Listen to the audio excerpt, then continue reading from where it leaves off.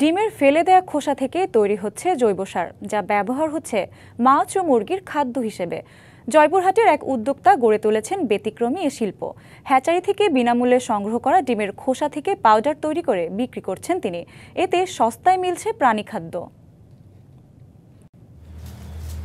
জয়পুরহাট সদর উপজেলার বেলতুলি গ্রামের বেলাল মোল্লা একসময় চাকরি করতেন পোল্ট্রি হ্যাচারিতে।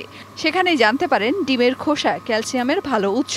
তখন থেকেই ডিমের খোসার পাউডার তৈরির কারখানা স্থাপনের সিদ্ধান্ত নেন তিনি।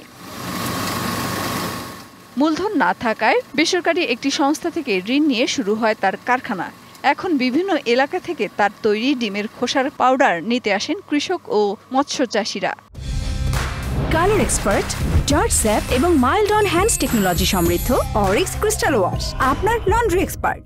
আর ডিমের খোসার পাউডার এর আগে 2 বস্তা নিয়ে গেছি, নিয়ে যা জমিতে ব্যবহার করছি, পুকুরে মাছের খাবার হিসেবে ব্যবহার করছি, অনেক উপকারিতা পাইছি। পুকুরের যে আগের যে মাছের যে গ্রোথ ছিল তার তুলনায় এখন এই খাদ্যটা খাওয়ানোর পরে আমরা আরো বেশি সুফল দেখতে পাই। তার উৎপাদিত পণ্যের মূল কাঁচামাল আশেপাশের এলাকা থেকে সংগ্রহ করা বিনামূল্যের ডিমের খোসা। মেশিনে গুঁড়ো করা 50 কেজির পাউডার বিক্রি হচ্ছে 750 টাকায়। শ্রমিকের পারিশ্রমিক ও অন্যান্য খরচ বাদ দিয়েও এই উদ্যোক্তার মাসিক আয় 30 থেকে 35 হাজার টাকা। আমার ভবিষ্যৎ স্বপ্ন যে এই পাউডারটা, ডিমের খোসা পাউডারটা সারা বাংলাদেশ প্রত্যেকটা কৃষক ব্যবহার করবে, যা যেখানে পাবে সেখান থেকে ব্যবহার করবে।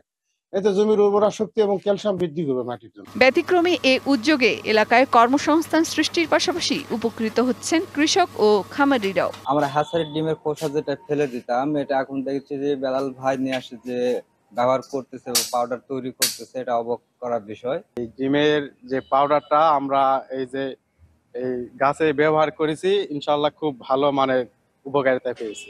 পরিত্যক্ত বর্জ্য ডিমের খোসার থেকে পাউডার তৈরির এমন উদ্যোগ কেবল পরিবেশ বান্ধবী নয়, বরং নতুন উদ্যোক্তা ও কর্মসংস্থান সৃষ্টির সম্ভাবনা জাগাচ্ছে।